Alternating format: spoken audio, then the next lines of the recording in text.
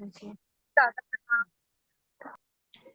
हरे कृष्णा सभी को आप लोगों का श्रीमद् भागवतम के अध्याय 5 में स्वागत है, जिसका नाम है श्री नारद मुनि द्वारा श्रील व्यास देव को श्रीमद् भागवतम के विषय में आदेश। तो यहाँ पर जो है श्रीमद् भागवतम लिखने के लिए आदेश कर रहे हैं और अभी तक उनका आदेश पूरा हो गया है। तो जब आदेश पूरा हो जाए तो उसको कैसे जो है क्रियान्वित करना है उसको हम देखेंगे। तो हम पहले श्लोक का रिसाइट करते हैं। तो 22वें श्लोक तक हमने कर लिया है, आज हम 23वां करेंगे। अहम पुरातीत भवेया भवम मुने अहं पुरातीत भवे आभवं मुने दास्यास्तु कस्याश्चन वेदवादिनाम् दस्यास्तु कस्याञ्चन वेदवदादिनाम् निरूपितो बालकेव योगिनाम् निरूपितो बालके योगिनाम् श्रोषोषणे प्रावृषि निर्विविक्षताम् शुश्रूषे प्रविशि निर्विविक्षताम्। अहम पुरातीत भवम मुने अहं पुरातीत भवे भवं मुने दास्यास्तु कस्याश्चन वेदवादिनाम् दास्यस्तु कश्चन वेदवादिनाम् निरूपितो बालकेव योगिनाम् निरूपितो बालके योगिनाम् शुश्रूषणे प्रावृषि निर्विविक्षताम् शुश्रूषे प्रवशि निर्विविक्षताम्। अहम पुरातीत भवेया भवम मुने अहं पुरातीत भवे भवं मुने दास्यास्तु कस्याश्चन वेदवादिनाम् दास्यास्तु कश्चन वेदवदानिनाम् निरूपितो बालकेव योगिनाम् निरूपितो बालकेव योगिनाम् शुश्रूषणे प्रावृषि निर्विविक्षताम् शुश्रूषे प्रवशि निर्विविक्षताम्। हरे कृष्णा सभी को। जो लोग रिसाइट करना चाहते हरे हैं, कृष्णा प्रभु जी। हरे कृष्ण प्रभु जी। हरे कृष्णा माता। अहं पुरातीत भवे अभवं मुने दास्यास्तु कस्याश्चन वेदवादिनां निरूपितो बालक एव योगिनां शुश्रूषणे प्रावृषि निर्विवेक्षताम्। हरे कृष्ण। हरे कृष्णा प्रभु जी। अहम पुरातीत भवे भवं मुने दास्यास्तु कस्याश्चन वेदवादिना निरूपितो बालक एव योगिनाम् शुश्रूषणे प्रावृषि निर्विविक्षताम्। हरे कृष्ण। हरे कृष्ण प्रभु जी। अहम पुरा अतीत भावे अभावं मुने दास्य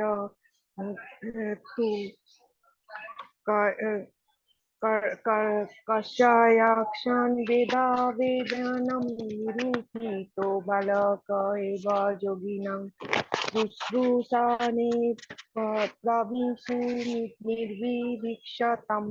हरे कृष्ण प्रभु जी। हरे कृष्ण प्रभु जी। अहं पुरातीत भवे अभवं मुने दास्यास्तु कस्याचन वेदवादिनां निरूप्यते बालक एवं योगिना सुसने प्रविशि निर्विविक्षताम्। हरे कृष्ण प्रभु जी। अहम पुरातीत भवे भव मुने दास्यास्तु कश्चाश्च वेदा वेदवादिना निरूपते बालक एव योगिनां सुरुषिष्णे प्रवश्चि निर्विवीक्षताम्। हरे कृष्ण प्रभु जी।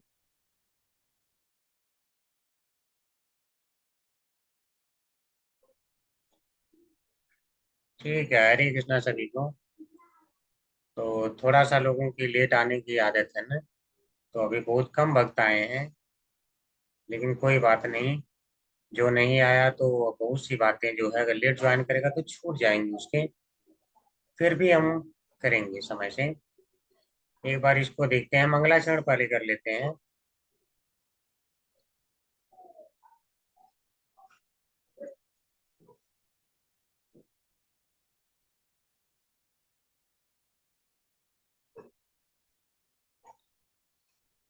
ओम नमो भगवते वासुदेवाय। ओम नमो भगवते वासुदेवाय। ओम भगवते वासुदेवाय। ओम ओम नमो भगवते ज्ञानञ्जनशलाकया वासुदेवाय। चक्षुरोन्मिलितमेन तस्मै श्रीगुरुवे नमः।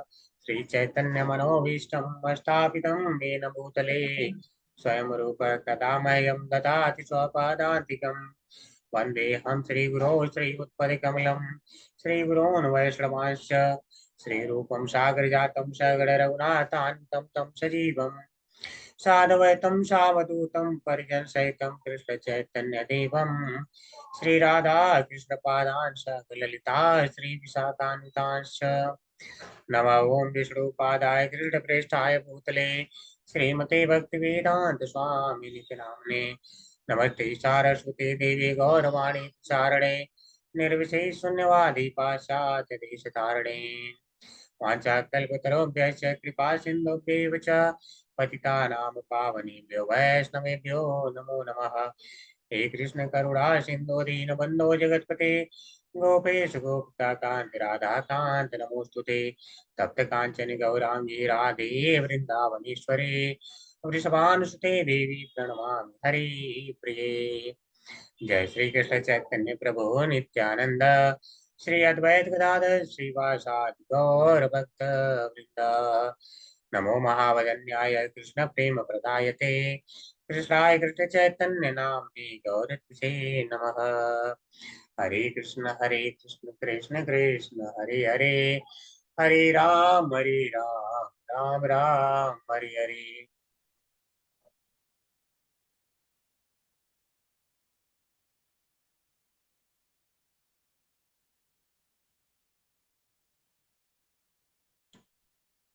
ठीक है, हरे कृष्णा सभी को। आप लोग जो है, अब इसका अर्थ देखिए।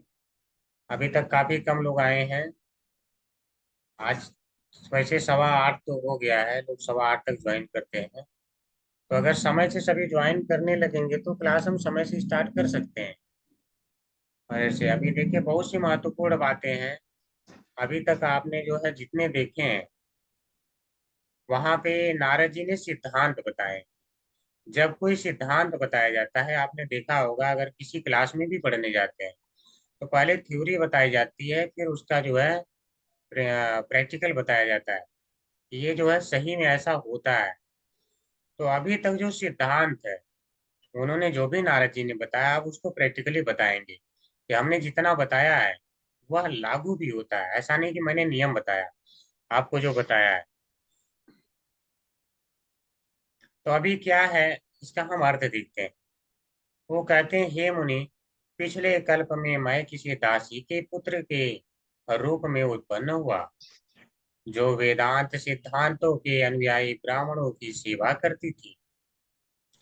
जब वे लोग वर्षा ऋतु के चतुर्मास में साथ साथ रहते, तो मैं उनकी सेवा टहल यानी व्यक्तिगत सेवा किया करता था। तो अब बता रहे हैं यहाँ पे, अपनी कहानी बता रहे हैं। तो थोड़ा सा मेरा एक प्रश्न रहेगा, और इसी प्रश्न पर जो है आगे की सारी जो है बातें आधारित हैं। तो अभी तक तो वो बहुत कुछ बता रहे थे, आप को क्या क्या करना है, उन्होंने बहुत सारे निर्देश दिए। अचानक वो अपनी कहानी क्यों बताने लगे? या मैं एक एक करके, आप लोग हैंड रेज करिए जो लोग बताना चाहते हैं वे। अभी सभी अपने हैंड डाउन कर सकते हैं, और जो बताना चाहते हैं तो मैं एक एक करके कुछ हैंड ले लेता हूँ। ठीक है। हरे कृष्णा रीता माता जी। आखिर अचानक प्रभु जी जो है ये अपनी कहानी क्यों बताने लगे, मतलब नारद जी, क्या ऐसा हो हरे गया? मैं पढ़ने के लिए रेस्ट की थी प्रभु अच्छा जी, माता जी, मैं हरे जाऊँ? कृष्णा हिमानी माता जी। हरे कृष्णा प्रभु जी। प्रभु जी, मुझे ऐसा लगता है कि इसीलिए बताने लगे अपने बारे में, क्योंकि वो ये बताना चाहते थे कि मैं दासी पुत्र होके भी भगवान ने मुझ पे इतनी कृपा करी कि मैं उनका, जैसे मुझे जितना मालूम है वो शायद झूठन भी खाते थे, जो झूठा खाना बच जाता था ब्राह्मणों का, तो उसी से उनका इतना, भगवान ने उनके ऊपर इतनी कृपा करी। तो आप तो साक्षात भगवान के अवतार हैं, आप लोगों को उनके बारे में बताइए, तो सब लोगों का, पतित लोगों का भी उद्धार हो पाएगा। ठीक है माता जी, आपने काफी अच्छा बताया है। कोई और बताना चाहता है? हरे कृष्णा शर्मा प्रभु जी। हरे कृष्ण प्रभु जी। हरे कृष्ण माता हरे कृष्ण प्रभु जी। प्रभु जी, ये इसलिए बताया गया है क्योंकि वो ये बताना चाहते हैं कि जैसे मैं दासी पुत्र होके जो महात्मा प्रभु का गुणगान करते थे, महिमा गाते थे, वही काम मैंने भी आगे किया, तो मुझे मतलब इतनी बड़ी पदवी मिल गई है। तो यही काम आप भी करो, आपसे यही काम रहेगा कि आपने महिमा का गुणगान नहीं किया, भगवान की लीलाओं का। हरे कृष्ण। जी हरे जी, कृष्ण। बहुत अच्छा बताया हरे माता कृष्ण प्रभु जी। जी। माता जी, वो ये बताना चाहते थे कि सत्संग की महिमा कितनी बड़ी है, और सत्संग में रहने से हमें कितना परिवर्तन आता है, ये वो बताना चाहते थे।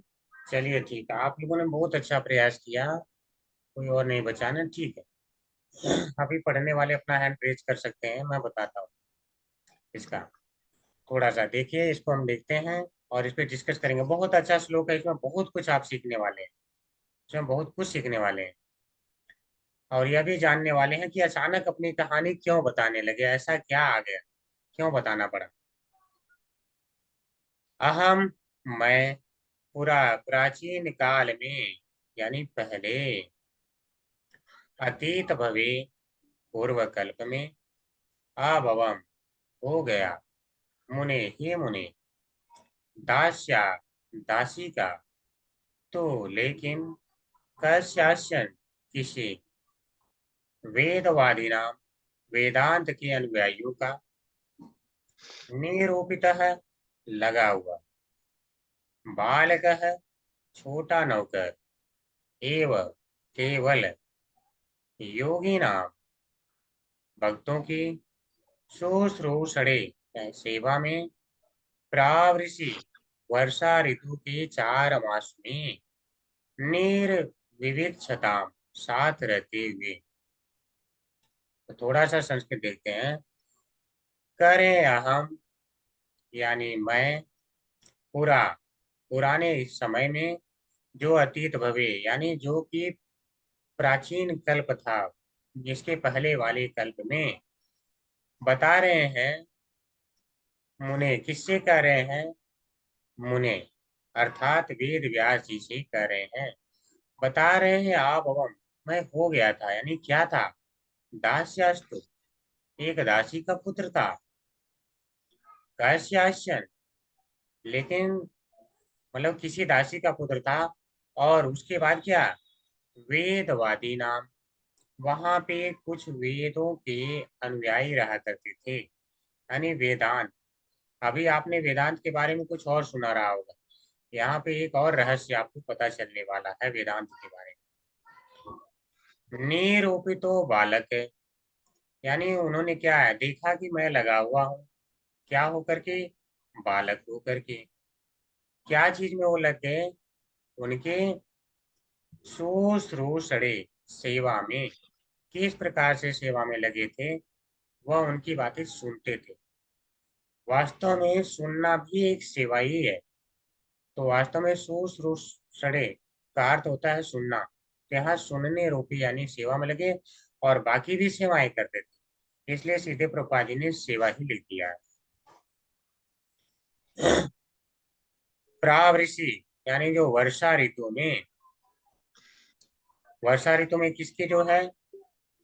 उनके साथ निर्विविक्षताम, यानी ऋषियों के साथ वे रहते थे, और सेवा उन्हीं योगियों की भी किया करते थे। तो यहाँ पर हम कुछ अलग चीजें देख रहे हैं ना। पहला चीज शुश्रूषणे, और दूसरा वेदवादिना। तो यहाँ पर दो बातें हैं, इन पर हम थोड़ा सा विचार करें। देखते हैं यहाँ पे क्या क्यों यह लिखा गया है। तो थोड़ा सा कुछ नॉइज आ रहा है क्या बैकग्राउंड में?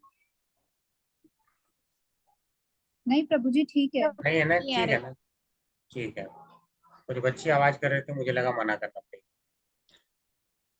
तो ठीक है, तो यहाँ पर हम बता रहे हैं कि उनकी वो सेवा किया करते थे, जो है कैसे, जो वेदांत सिद्धांतों के अनुयायी ब्राह्मण थे। तो आपने वेदांत वेदांत के बारे में जानते हैं, वेदांती किनको कहा जाता है? किसी को पता है वेदांती किन्हें कहते हैं?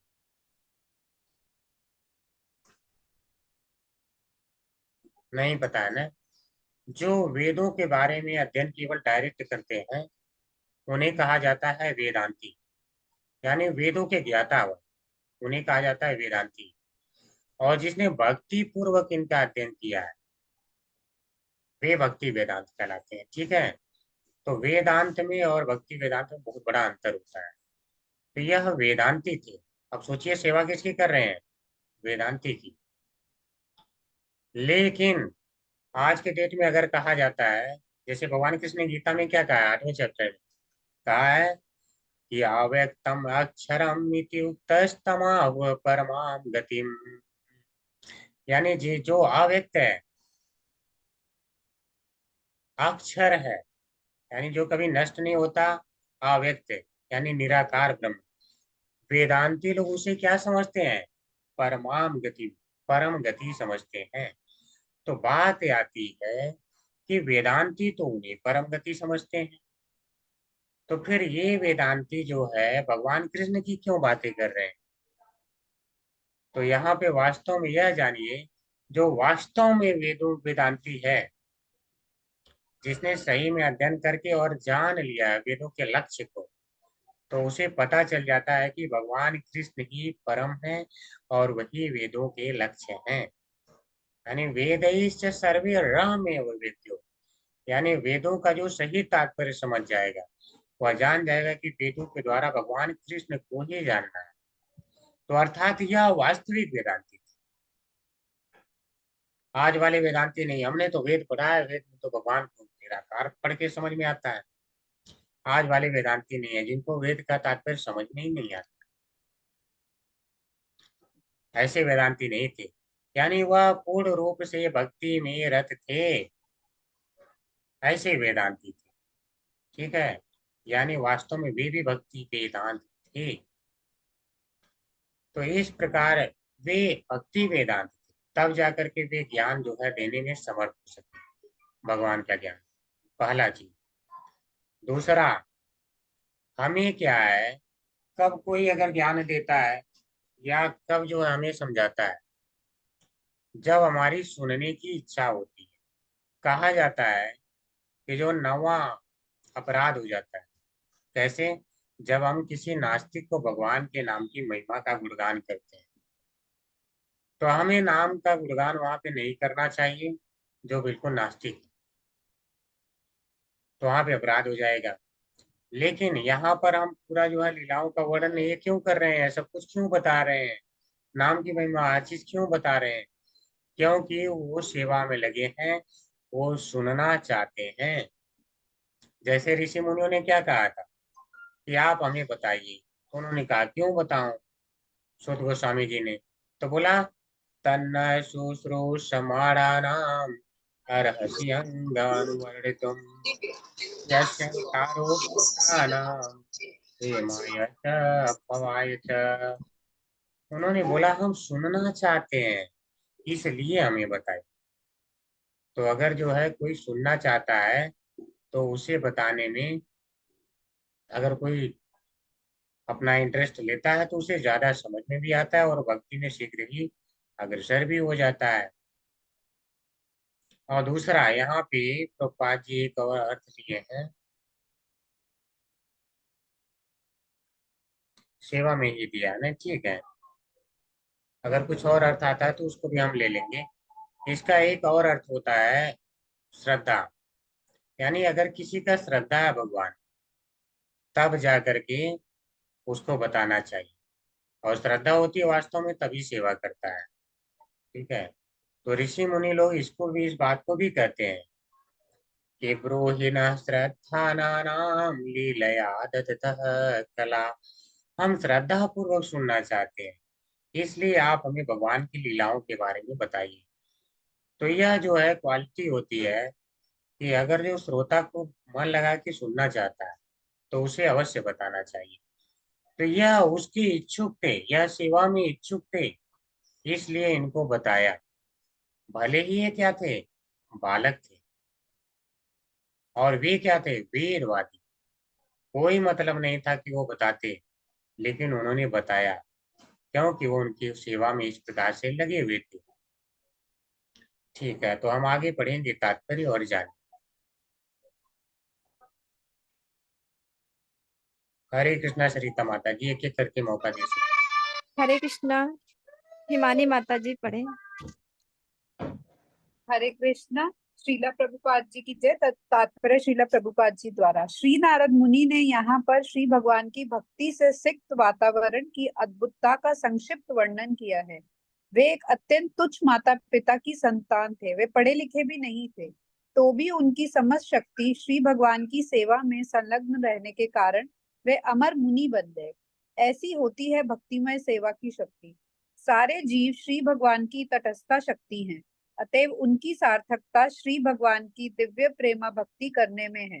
जब ऐसा नहीं हो पाता तो मनुष्य की वह स्थिति माया कहलाती है। अतएव ज्यों ही मनुष्य अपनी पूरी शक्ति को इंद्रिय भोग में लगाने की बजाय श्री भगवान की सेवा में लगाता है तो माया का भ्रम तुरंत दूर हो जाता है। श्री नारद मुनि के पूर्व जन्म के निजी उदाहरण से यह स्पष्ट है कि श्री भगवान की सेवा उनके प्रामाणिक सेवकों की सेवा से ही प्रारंभ होती है। श्री भगवान कहते हैं कि मेरे दासों की सेवा मेरी निजी सेवा से बढ़कर है।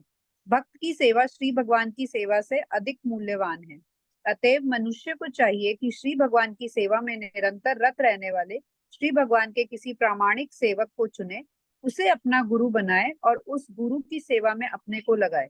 ऐसा गुरु एक पारदर्शी माध्यम है जिससे उन श्री भगवान का दर्शन किया जा सकता है जो भौतिक इंद्रियों के बोध से परे है।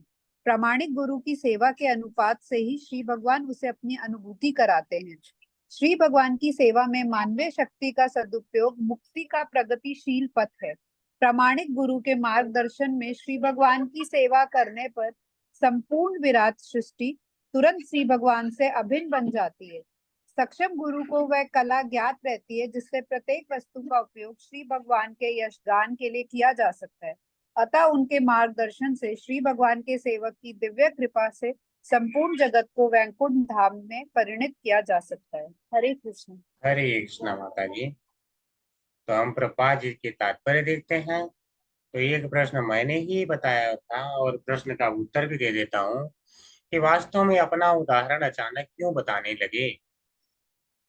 यहाँ पर नारद मुनि जी ने क्या बताया कि जो परमहंस हैं उनका तो समझिए को उद्धार हो चुका है, वो सदैव भगवान की श्री चरणों में ही रत रहते हैं। लेकिन जो पतित लोग हैं, जो इस संसार में बद्ध जीव हैं, उनका उद्धार कैसे होगा। तो उन्होंने बताया था कि भगवान की लीलाओं का विस्तार से वर्णन करें, भगवान की लीलाओं का विस्तार से वर्णन कीजिए, तो उनसे उनका भी कल्याण हो जाएगा। तो यहाँ पर क्या है, यह बता रहे हैं कि मैंने भगवान की लीलाओं के विषय में उनसे सुना तो मेरा कल्याण हो गया। जबकि मैं कहाँ पर था, मेरी पोजीशन क्या थी, बता रहे हैं मैं एक दासी पुत्र था। अर्थात हमारा कोई जो है वेदों से लेना देना नहीं था। लेकिन जब वो आए, मैंने सेवा किया और उनसे सारी लीलाएं सुना, तो फिर क्या हुआ, मेरा कल्याण हो गया। तो इस प्रकार से जब आप लीलाओं का वर्णन करेंगे तो सारे ही पति जीवों का कल्याण हो जाएगा। तो इसीलिए अपनी कहानी बताने लगी। यानी जब कोई थ्योरी अगर बताई जाती है, सिद्धांत बताया जाता है, उसके बाद उसे अगर प्रैक्टिकली बता दिया जाए देखो ऐसे होता है या ऐसा हुआ है, तो लोगों को जल्दी विश्वास हो जाता है। तो उन्होंने अपना ही उदाहरण दे करके बताया।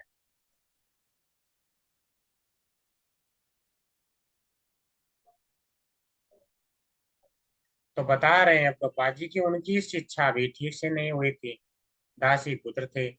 लेकिन फिर भी देखिए शिक्षा ना होने के बावजूद भी उनको समझाना उन्होंने उचित समझा। आखिर क्या गुण था ऐसा, मतलब कभी गुरु जो है शिष्यों में गुण नहीं देखता कि बहुत ज्यादा पढ़ा लिखा हो, तब जाकर के उन्हें समझाएंगे। देखिए जैसे गौर किशोर बाबा जी महाराज हैं, तो क्या है बताया जाता है कि उनकी शिक्षा नहीं हुई, लेकिन देखिए वो परमहंस थे। तो इस प्रकार से आपकी भौतिक शिक्षा और से आध्यात्मिक शिक्षा का कोई लेना देना नहीं होता है। आप आध्यात्म में बढ़ चढ़कर और भगवान के धाम में जाने लायक परमहंस बन सकते हैं। आप बन सकते हैं, उसके लिए केवल भक्ति ही अनिवार्य है।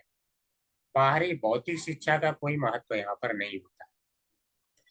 तो इनकी भौतिक शिक्षा नहीं हुई थी, लेकिन क्या है, सेवा में संलग्न रहे और जो है भगवान के बारे में जान सके। और देखिए मुक्त जीव हैं आज, वो मुक्त जीव है।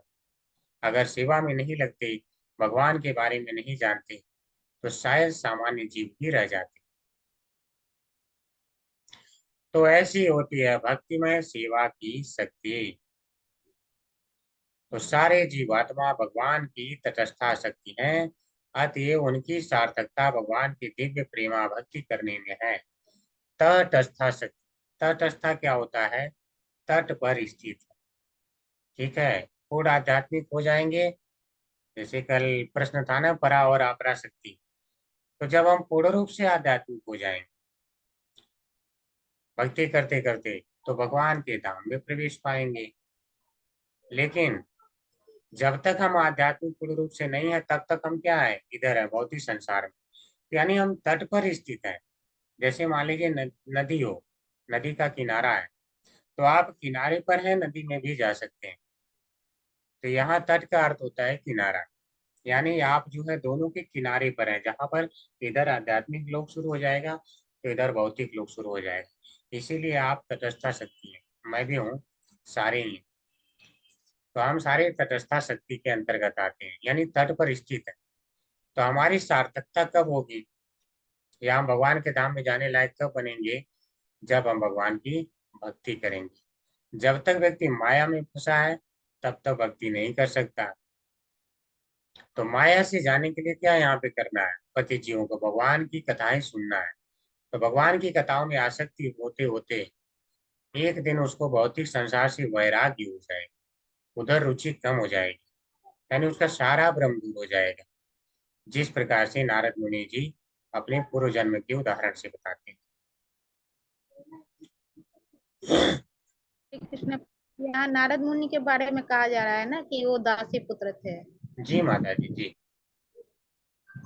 तो श्री नारद मुनि के पूर्व जन्म के निजी उदाहरण से यह स्पष्ट है कि भगवान की सेवा भगवान के प्रामाणिक सेवकों की सेवा से ही प्रारंभ होती है। तो अगर आप भगवान की सेवा करना चाहते हैं, तो सबसे पहले उनके प्रामाणिक सेवकों की सेवा करनी होती है। तो यहाँ पर प्रभुपाद जी बता रहे हैं, भगवान कहते हैं कि मेरे दासों की सेवा मेरी निजी सेवा से बढ़कर है। भक्त की सेवा भगवान की सेवा से अधिक मूल्यवान है। अतएव मनुष्य को चाहिए कि भगवान की सेवा में निरंतर रत रहने वाले भगवान के किसी प्रामाणिक सेवक को चुने और उसे अपना गुरु बनाए और उस गुरु की सेवा में अपने आप को लगाए। तो यहाँ पे भगवान ने कहाँ कहा है, ऐसा किसी को याद है कि मेरी सेवा से ज्यादा बढ़कर मेरे दासों की सेवा है? किसी को याद है?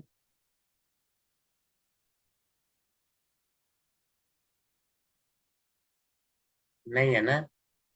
वास्तव में भगवान कहते हैं आदि पुराण में कि ये में भक्त जना पार्थ न मे भक्ताश्च ते जनाः मत भक्ता नाम च ये भक्ता मत भक्तास्तु ते नराः। बोलते हैं, हे पार्थ, ये में भक्त जना पार्थ, इन्हें जो तुम देख रहे हो, जो कह रहे हैं मेरे भक्त हैं, न मे भक्ताश्च ते जनाः, वे वास्तव में मेरे भक्त नहीं। तो फिर कौन है मेरा भक्त? मत भक्ता नाम चाहिए भक्ता, जो मेरे भक्तों के भक्त हैं। मत भक्ता स्तुति नराः, वास्तव में वे ही मेरे भक्त हैं। तो भगवान कहते हैं ठीक है, तो इसीलिए कहा जाता है कि आप प्रामाणिक गुरु चुने और उनकी जो है सेवा करें। तो भगवान अपने दासों की जो उनके दासों की सेवा करता है उससे वो ज्यादा प्रसन्न होते हैं।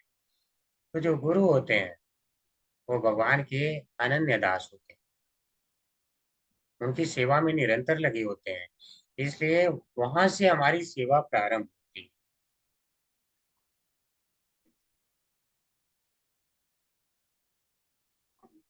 तो ऐसा गुरु एक पारदर्शी माध्यम है जिससे उन भगवान का दर्शन किया जा सकता है जो भौतिक इंद्रियों के बोध से परे हैं। तो गुरु क्या होता है? एक पारदर्शी माध्यम जो आपको भगवान का दर्शन कराते हैं। कैसे? जैसे छोटे छोटे बैक्टीरिया होते हैं, आपको नहीं दिखते हैं, लेकिन जब आप बीच में एक जो है सूक्ष्मदर्शी रखते हैं तो आपको क्या है, आप उसको जब माध्यम का प्रयोग करते हो आप देख पाते हैं कि हाँ इतने बड़े बड़े बैक्टीरिया हैं। आप सामान्य आंखों से नहीं देख पाते, लेकिन यह क्या है, आपकी वो आंखें बन जाती हैं, आप देख सकते हैं। इसी प्रकार हम सामान्य आंखों से, सामान्य अपने ज्ञान से हम भगवान को कभी नहीं देख पाते हैं। तो जब गुरु आते हैं तो उनको भक्ति रूपी आंखें देते हैं जो दिव्य हो जाती है और उनके माध्यम से हम भगवान का दर्शन कर पाते हैं। तो गुरु क्या है? एक पारदर्शी माध्यम। अगर गुरु ही नहीं होंगे, माध्यम ही नहीं होगा, तो व्यक्ति कितना भी जोर लगा ले, जैसे उस बैक्टीरिया को देखने के लिए हम कितनी भी आंखें फाड़ लें, हम कुछ नहीं कर सकते हैं। इसी प्रकार से अगर भगवान के दर्शन करना है तो गुरु से आध्यात्मिक आंखें लेनी ही पड़ती है। प्रामाणिक गुरु की सेवा के अनुपात से ही भगवान उसे अपनी अनुभूति कराते हैं। जितनी आपकी सेवा, आप भगवान का उतना ही अनुभव कर पाते हैं।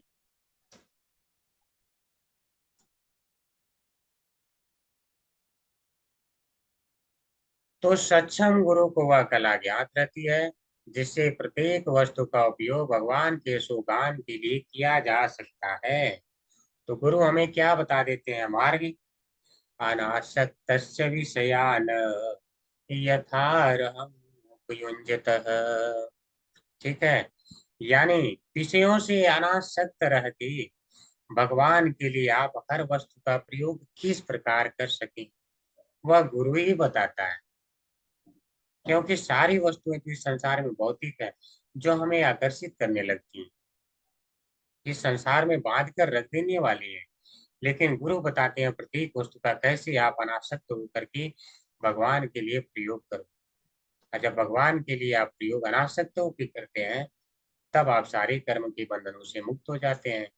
भगवान ही कहते हैं इस बात को गीता में। अतः उनके मार्गदर्शन से भगवान के सेवक की दिव्य कृपा से सारे जगत को वैकुंठ धाम में परिणित किया जा सकता है। तो जब सारी वस्तुएं भगवान की सेवा में प्रयुक्त होंगी तो यहाँ क्या है, सारा ही जगत एक वैकुंठ की भांति हो जाएगा। तो यह हमें गुरु ही बता सकता है, अन्य कोई नहीं। ठीक है, हम आगे बढ़ते हैं। ते मय अपेत अखिल चापली अर्भ के, ते मय्यपेताखिला चापले अर्भके दान्ते धृत क्रीडन के अनुवर्तिनी। दान्ते अधृत क्रीडन के अनुवर्तिनी चक्रो कृपाम यद्यपि तुल्य दर्शना, यद्यपि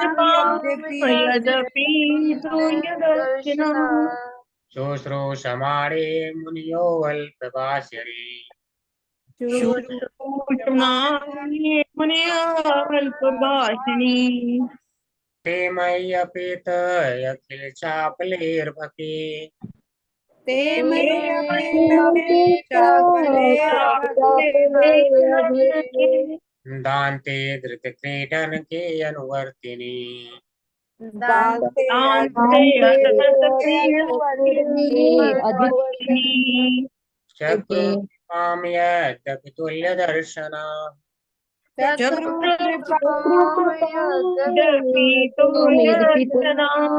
शुश्रूषमाणे मुनियो अल्पभाषिणी। शुश्रूषमाणे मुनय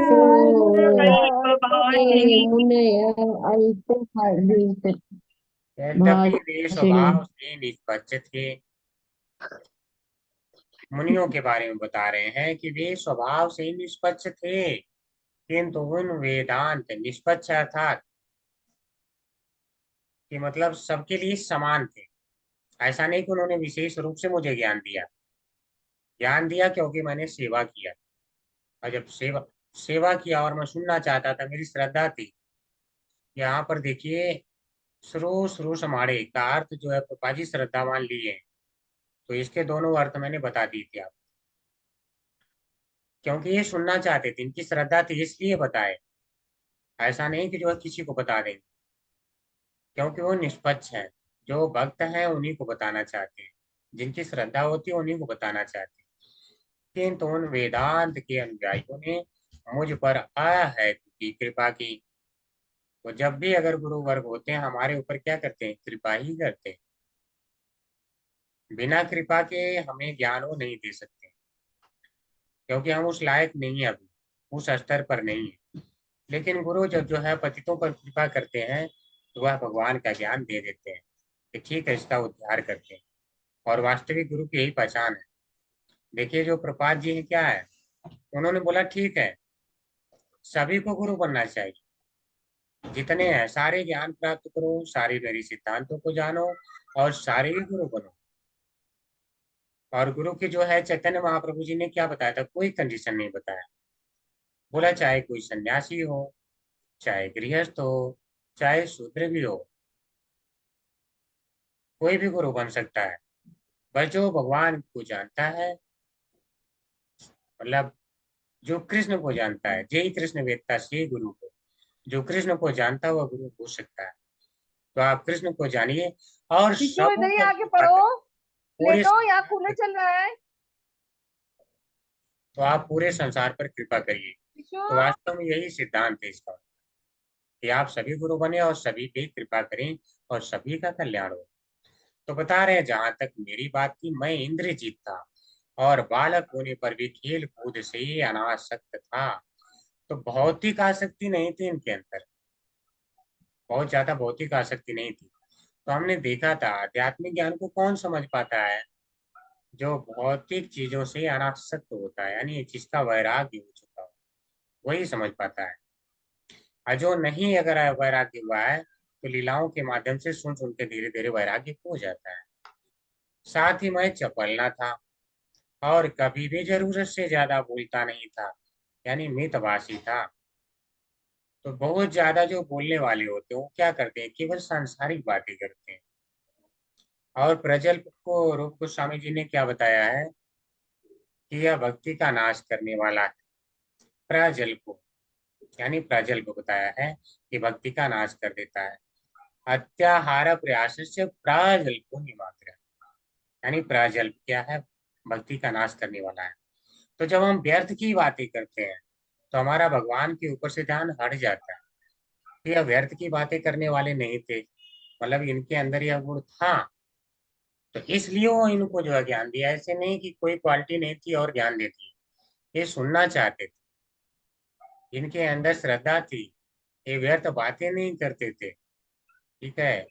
और इंद्रियों पे इनका कंट्रोल था। तो हम देखते हैं ना कि कौन ज्ञान ले सकता है, कौन ज्ञान दे सकता है, कौन गुरु बन सकता है।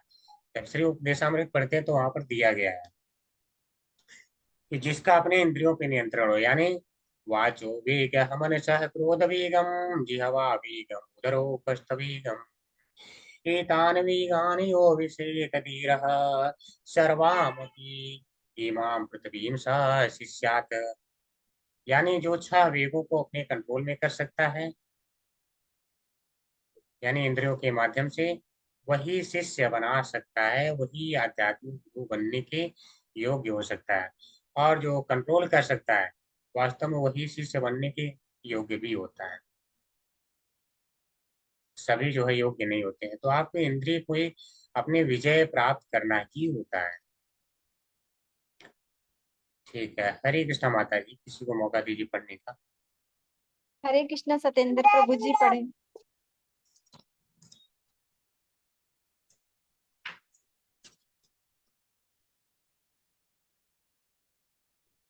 सत्येंद्र प्रभु जी पढ़े। हरे कृष्णा।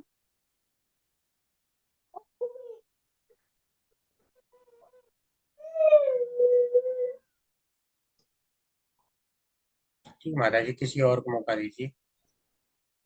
मैं पढ़ूं माता जी? मैं पढ़ूं माता जी? हरे कृष्णा। हरे कृष्णा ओम माता जी। प्रकाश प्रभु जी। ओम ओम प्रकाश प्रभु जी पढ़े। हरे हरे कृष्णा। कृष्णा माता जी। हरे कृष्णा प्रभु जी, दंडवत प्रणाम। श्री प्रभुपाद की जय। तात्पर्य श्री प्रभुपाद द्वारा। भगवत गीता में भगवान कहते हैं, सारे वेद मेरी खोज कर रहे हैं। श्री भगवान श्री चैतन्य का कहना है कि वेदों के केवल 3 विषय हैं: भगवान के साथ जीवों का संबंध स्थापित करना, भक्ति कर्म करना तथा इस प्रकार से भगवत धाम जाने का परम उद्देश्य प्राप्त करना। इस तरह इन वेदांत वादियों से भगवान के शुद्ध भक्त के संकेत मिलते हैं। ऐसे वेदांतवादी या भक्ति वेदांत भक्ति के दिव्य ज्ञान का विवरण निष्पक्ष भाव से करते हैं।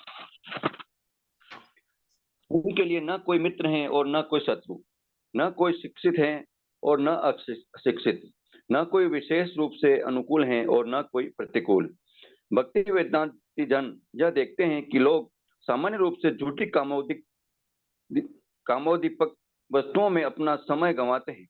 उनका कार्य है अज्ञानी जनता के भगवान के साथ भूले हुए संबंध को पुनः स्थापित करना।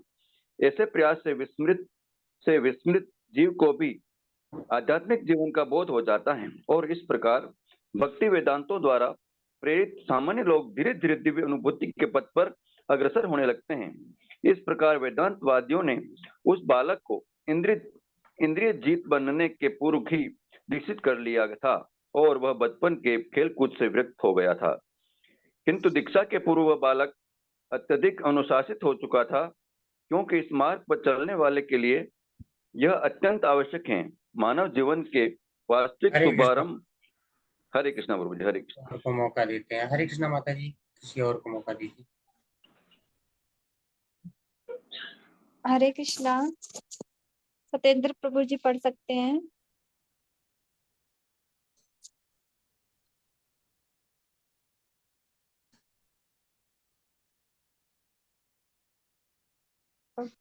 ठीक माता जी, किसी और को मौका दीजिए।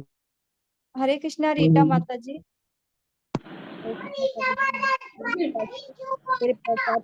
प्रभुपाद द्वारा मानव जीवन के वास्तविक शुभारंभ के समय से वर्णाश्रम धर्म प्रणाली में बालकों को 5 वर्ष की आयु के बाद गुरु आश्रम में ब्रह्मचारी बनने के लिए भेजा जाता है, जहां उन्हें ये सारी चीजें नियमित ढंग से सिखाई जाती है, चाहे वे सामान्य नागरिकों के पुत्र हों या राजकुमार हों। यह प्रतिष्ठान न केवल राज्य में अच्छे नागरिक उत्पन्न करने के निमित्त भी अनिवार्य था, अपितु बालक को भावी जीवन में आध्यात्मिक अनुभूति प्राप्त करने के लिए उसे तैयार करने के लिए भी अनिवार्य था। वर्णाश्रम प्रणाली का पालन करने वाले बालकों को इंद्रिय भोग के अनुत्तरदायी जीवन का पता ही नहीं रहता था, यहाँ तक कि जब पिता बालक को माता के गर्भ में, हरे कृष्ण प्रभु जी थोड़ा ऊपर स्क्रीन, गर्भ में स्थापित करता था तो वह भी आध्यात्मिक संस्कार द्वारा होता था। बालक को भव बंधन से मुक्त कराकर उसे सफलता दिलाना माता पिता का उत्तरदायित्व हुआ करता था। यही सफल परिवार नियोजन की विधि है। इसका उद्देश्य था कि पूर्ण सफलता के लिए संतान उत्पन्न करना। इंद्रिय जीत हुए बिना, अनुशासित हुए बिना तथा पूर्ण रूप से आज्ञाकारी हुए बिना कोई भी व्यक्ति गुरु के उपदेशों का पालन करने में सफल नहीं हो सकता और ऐसे किए बिना कोई भी व्यक्ति श्री भगवान के धाम को प्राप्त नहीं कर सकता। हरे कृष्ण। हरे कृष्णा माता जी।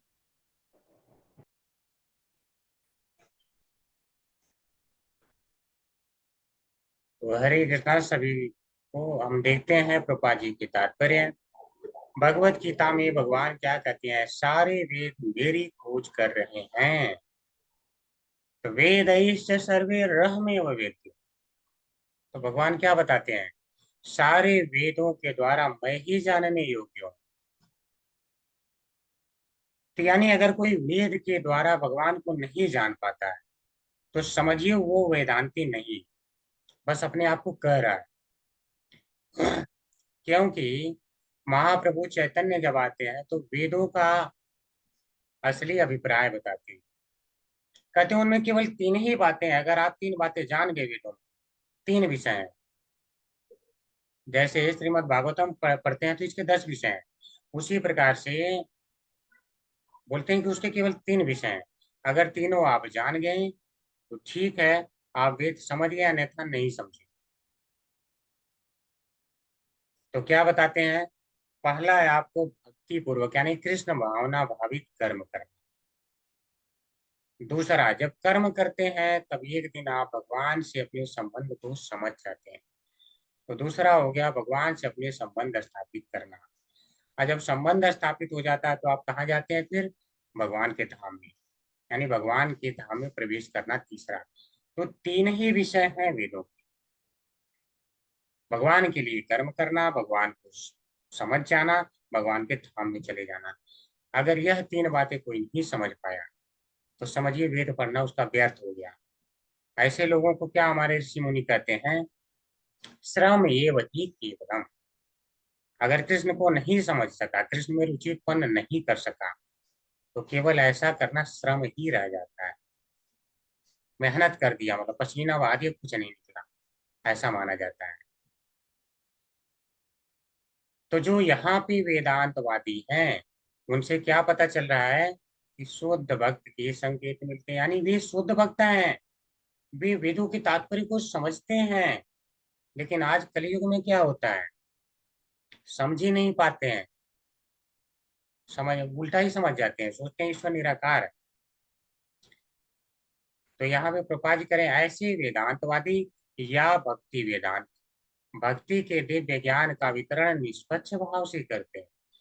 तो ऐसे जो वेदांतवादी हैं, तो जैसा कि हमने पहले निर्णय लिया था कि ये वास्तव में भक्ति वेदांत थे, तो देखिए प्रपात जी कह रहे हैं कि हाँ ये भक्ति वेदांत हैं।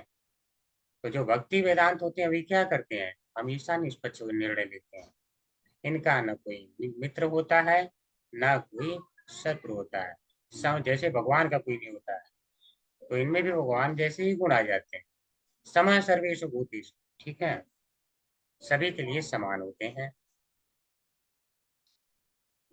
अब चाहे कोई शिक्षित है चाहे अशिक्षित है, मतलब चाहे कितनी मतलब किसकी उपाधि ऊपर है नीचे, उनको कोई मतलब नहीं होता है। ये उपाधियों को नहीं देखते हैं। यानी सर्वोपाधि विनुर्मुक्तम तत्परत्वेन निर्मलम, यानी जो सर्वोपाधि से विनुर्मुक्त होकर के और अपने हृदय को निर्मल बना लिया है वो दिखते हैं। उसे बताते हैं कि भक्ति क्या होती है।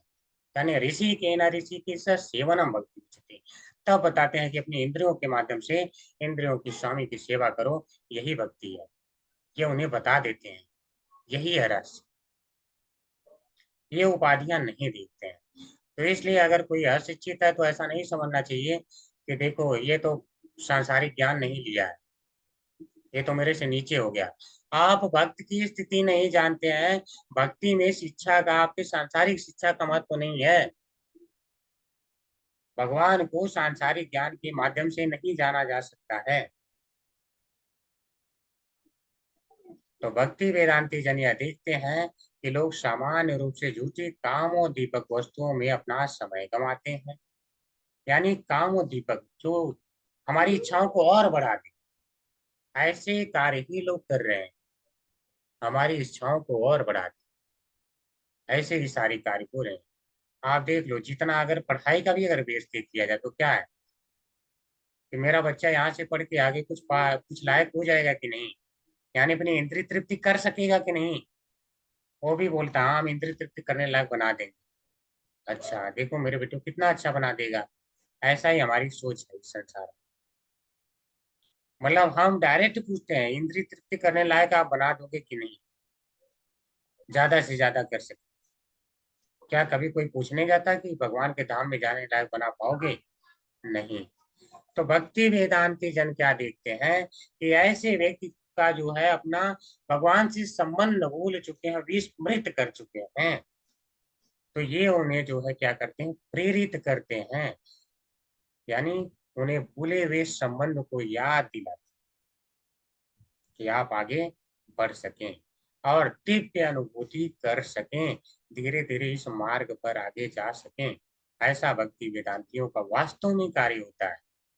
तो आप अगर भक्त हैं तो आप लोगों से भी हमारा यही अनुरोध रहेगा कि इस्कॉन की जो सिद्धांत है शिक्षा का, यही है कि हर एक में ज्ञान का प्रसार, तो आप वह ज्ञान का प्रसार करें।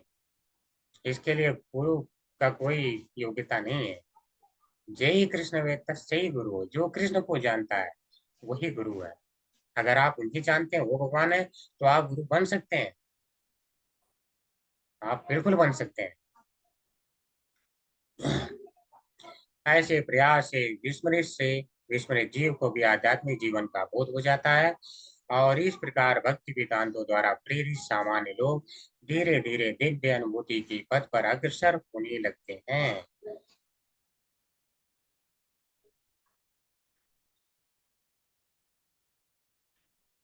तो इनके अंदर क्या था? अनुशासन था।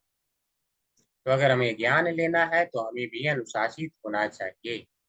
तो नारद मुनि जी अनुशासित, भौतिक भोगों के प्रति आसक्त नहीं थे। तो इस प्रकार से यह हमारे कुछ जो है गुण होने चाहिए जो हमें आगे भक्ति में बढ़ाते हैं। तो मानव जीवन के वास्तविक शुभारंभ के समय से वर्णाश्रम धर्म प्रणाली में बालकों को 5 वर्ष की आयु के बाद गुरु आश्रम में ब्रह्मचारी बनने भेजा जाता है, जहां उन्हें ये सारी चीजें नियमित ढंग से सिखाई जाती है। तो वास्तव में पहले यही प्रथा था कि 5 साल का जैसे बच्चा हुआ वर्णाश्रम धर्म के लिए जो है तैयार हो जाएगा, ब्रह्मचारी बनेगा, सारे ज्ञान प्राप्त करेगा। चाहे वह राजा का पुत्र हो, सामान्य नागरिक का हो, ये नहीं देखा जाता। ज्ञान में सबका अधिकार है, बल्कि लोग कहते हैं आज हमने संविधान के द्वारा अधिकार दिला दिया ज्ञान में। वास्तव में आप देखिए, अगर जो है, मैं तो अभी प्रैक्टिकली देखा कि जो ट्यूशन है बच्चे का, जो कोचिंग के लिए कई सारी कोचिंग इंस्टीट्यूट हैं। क्लास 11th के लिए मैं मतलब कुछ वहाँ कोचिंग इंस्टीट्यूट में किसी को एडमिशन करवाना था, तो गया था। तो मैंने देखा 2 साल का 4,40,000, 3,60,000, मतलब ऐसे ऐसे मांग रहे हैं सीधे इतने पैसे। अब सोचिए कि अगर व्यक्ति इतना पैसा दे रहा है तो क्या सामान्य व्यक्ति वहां जाके सामान्य व्यक्ति का बच्चा पढ़ पाएगा? और स्कूलों में उस योग्य पढ़ाई नहीं है, व्यक्ति को वहां जाना ही पड़ेगा। तो आज पूरा का पूरा क्या है? अगर कोई कहे कि नहीं हमने संविधान बना लिया तो हम पूर्ण हो गए, तो क्या हम पूर्ण हो गए हैं? क्या हम जैसी शिक्षा चाहते हैं वैसी शिक्षा मिल गई? अगर हम भौतिक शिक्षा चाहते हैं तो भौतिक भी तो नहीं प्राप्त कर पा रहे हैं अपने नियम बना के। तो वास्तव में क्या है, कभी हम पूर्ण नियम बना ही नहीं सकते। तो इसलिए जो पहले नियम बना है वर्णाश्रम धर्म, वह आपको ज्ञान भी देता है और धीरे धीरे आपको भगवान की तरफ भी अग्रसर करता है। तो उसका पालन करना चाहिए। वहां पर सभी को शिक्षा का अधिकार होता है, एक की शिक्षा छीनी नहीं जाती है। आज गरीब का बच्चा नहीं कर पाएगा, डॉक्टरी सबके बस की बात नहीं है, पढ़ा लेगा। और डॉक्टर बनने के बाद क्या है, व्यक्ति सीधे लूट पाट में उतर जाता है। जितना ज्यादा ले लो, जितना ज्यादा ले लो। जिसने करोड़ों खर्च किए हैं, जिसने आपको लुटवाया अपने आप, वो लूटेगा नहीं तो क्या करेगा? यही हम सीख रहे हैं, यही सीख रहे हैं। तो यहाँ पर क्या है, यह प्रशिक्षण न केवल राज्य में अच्छे नागरिक उत्पन्न करने के लिए यह निमित्त भी अनिवार्य था, अपितु बालक को भावी जीवन में आध्यात्मिक अनुभूति प्राप्त करने के लिए उसे तैयार करने के लिए भी अनिवार्य था। तो इस प्रणाली से वर्णाश्रम के माध्यम से क्या किया जाता है, एक अच्छा नागरिक बनाया जाता है जो लूट खसोट नहीं करेगा और आध्यात्मिक अनुभूति के लिए भी तैयार होगा, केवल इंद्रिय तृप्ति नहीं करेगा। तो ऐसी प्रणाली है और उसके द्वारा क्या है, उसे पता चलेगा अनुत्तरदायी जीवन, यानी जो इंद्रिय भोग के लिए किया जा रहा है, केवल जीवन व्यतीत कर रहे हैं, यह उत्तरदायी जीवन नहीं है, जहां पर हम केवल शरीर की ही देख रेख कर पाते हैं और एक दिन वह शरीर भी साथ छोड़ देता है। तो कौन सा उत्तरदायित्व हम निभा लिए अपने शरीर के प्रति? इसको देखते ही तो आपको उस आत्मा का कल्याण अवश्य करना चाहिए। इसलिए आध्यात्मिक ज्ञान लेना ही होगा। यहाँ तक कि जब पिता बालक को माता के गर्भ में स्थापित करता था तो वह भी आध्यात्मिक संस्कार होता था। तो आध्यात्मिक संस्कार है गर्भ धारण करना, लेकिन आज हमें नहीं पता। भगवान गीता में क्या कहते हैं? बलम बलवताम चाम काम राग विवर्जितम धर्म अविरुद्धो भूतेषु कामो वश्मि भरत ऋषभ। यानी बलवानों का मैं वह बल हूँ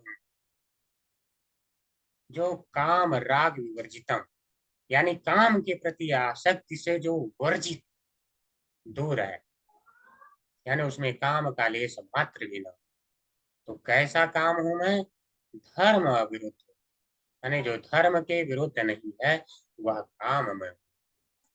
तो यह क्या एक आध्यात्मिक संस्कार है जो बच्चे पैदा करना है, तो वह भगवान की सेवा के निमित्त करना है, पहला उद्देश्य। दूसरा, एक जीव का आप कल्याण कर सके कि वह गर्भ के माध्यम से मनुष्य योनि को प्राप्त हो और भगवान के धाम जा सके भगवान की सेवा के माध्यम से। तो यह आध्यात्मिक होता है। लेकिन आज क्या है, किसी को लक्ष्य पता है? पैदा होने से पहले ही उसको सपने बन जाते लोगों के हमें क्या करवाना है। लेकिन उत्तरदायी माता पिता जानता है कि हमें क्या करना है, उसका आध्यात्मिक कल्याण करना ही है। तो यही सफल परिवार नियोजन है। परिवार नियोजन वैसे नहीं होता है जबरदस्ती का।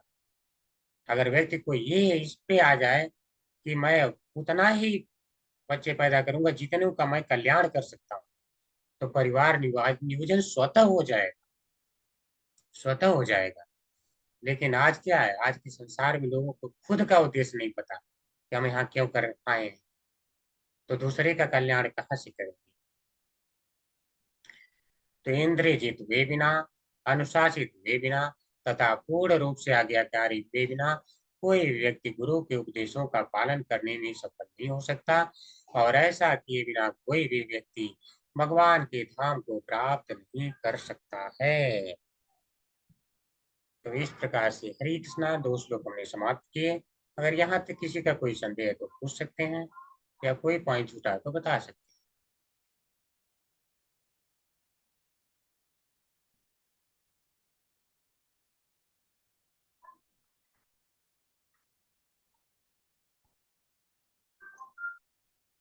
किसी का कोई प्रश्न नहीं है? हरे कृष्णा नीता माता जी।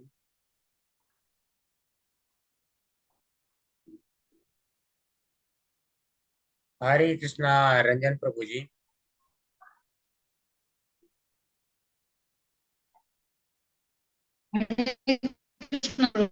हरे कृष्णा माता जी, प्रश्न माता जी। अच्छा ठीक है हरे कृष्णा प्रभु, मैं रीडिंग के लिए डाली थी प्रभु। माता जी, ठीक है, कोई बात नहीं। हरे ठीक है, कृष्णा प्रभु। हरे कृष्णा सॉरी माता जी। प्रभु। प्रभु जी, एक प्रश्न था, आज के श्लोक से नहीं है, वैसे ही है। जैसे मेरी एक फ्रेंड है, थोड़ा सा उसके साथ डिस्कशन हो रहा था, तो जी मैं उससे भगवान के बारे में बता रही थी, भगवान श्री कृष्ण के बारे में। वो जी थोड़ा मटेरियल भौतिक उसके हिसाब से ही हर चीज को डिफेंड कर रही थी। तो वैष्णव अपराध कहते हैं कि अभक्तों को बताना नहीं चाहिए भगवान की महिमा। तो क्या अगर मैं उसको ये सब बता रही हूँ तो ये भी एक अपराध में आता है? मैं थोड़ा इसके लिए पूछना चाह आप रही पहले थी। धीरे धीरे माता जी लीलाएं उन्हें सुनाइए, कोई ना कोई लीला सुनाइए, भगवान ने ऐसे किया वैसे किया। ठीक है, धीरे धीरे ऐसे लोगों को लाया जाता है जो मटेरियल वर्ल्ड में लगे हुए हैं। उनके लिए भगवान ने गीता में भी क्या बोला कि ना बुद्धि भेदम जनयेत अज्ञानानाम कर्म संगिनाम जोषयेत सर्व कर्माणि विद्वान युक्त समाचरण। अर्थात कि जो लोग कर्म संगी हैं, यानी कर्म में ही प्रवृत्त है, सकाम कर्मों में ही लगे हुए हैं, उन्हें अचानक जो है आध्यात्म का पूर्ण गुह्य ज्ञान देके विचलित नहीं कर देना चाहिए। वो विचलित हो जाते हैं, उनकी बुद्धि भेद हो जाता है, विचलित हो जाते हैं। तो ऐसे लोगों को क्या करो, दूसरा उपाय है जो सहित सर्व कर्माणि, धीरे धीरे कर्मों में प्रवृत्त करिए। एक उन्हें धीरे धीरे सुनने में लगाइए, भगवान के लिए छोटा सा विधि बताइए। वास्तव में विधि विधान इन्हीं लोगों के लिए है कि विधि विधानों को पालन करके धीरे धीरे अग्रसर हो, क्योंकि मटेरियल वर्ल्ड में जो लगा ना, उसे एक बैग आप नहीं छुड़वा सकते हैं, सब अचानक एकाएक नहीं छुड़वा सकते हैं। तो ऐसे लोगों को धीरे धीरे किया जाता है। माता जी भगवान के नाम की महिमा तो ये समझ ही नहीं पाए। छठा अपराध हो जाएगा, भगवान के नाम में अर्थवाद का आरोप कर देंगे, बोलेंगे आप जितनी बड़ी महिमा बता रहे हैं उतनी तो नहीं है। ठीक है, तो दो दो अपराध हो जाएगा। जी धीरे धीरे कर्मों में प्रवृत्त करिए, बोलिए ठीक है इतना ही कर लो, तुम्हारे लिए इतना ही काफी है। तब ऐसे लोग लेकिन समझने क्या लगते हैं, नहीं उन्होंने तो ऐसा बताया था यही करो, उन्हें ये नहीं पता होता। भगवान क्या कहते हैं, अज्ञाना नाम, ऐसे लोग अज्ञानी होते हैं। ना बुद्धि एकदम जनित अज्ञाना, अज्ञानी होते हैं। ठीक है, ये मूर्ख होते हैं। तो ये मूर्ख होते हैं जब, तो इनको धीरे धीरे लाना है। वो हमें भी बदनाम करते हैं, देखो नहीं उन्होंने तो ऐसा बताया था करने को, मतलब वो तो इस्कॉन में है तो उन्होंने सही बताया होगा। हम सही बताए हैं लेकिन हम आपके हिसाब से सही बताए, वो ये बात नहीं समझ पाते कि हमारे हिसाब से सही बताए हैं, हम उतना ही करने लायक है इसलिए हमको उतना ही बताएं। ठीक है माता जी, वो नहीं समझ पाते। जी हरे कृष्णा प्रभु जी। हरे कृष्णा माता जी। ठीक है, फिर हम चलते हैं, अब किसी का प्रश्न है नहीं। वाञ्छाकल्पतरुभ्यश्च कृपा सिन्धुभ्येव च पतितानां पावनेभ्यो वैष्णवेभ्यो नमो नमः। अनंत कोटि वैष्णव वृंद की शील प्रभुपाद की जय। शील व्यास देव की हरे कृष्णा प्रभु जी। हरे कृष्ण प्रभु जी, सारा प्रणाम।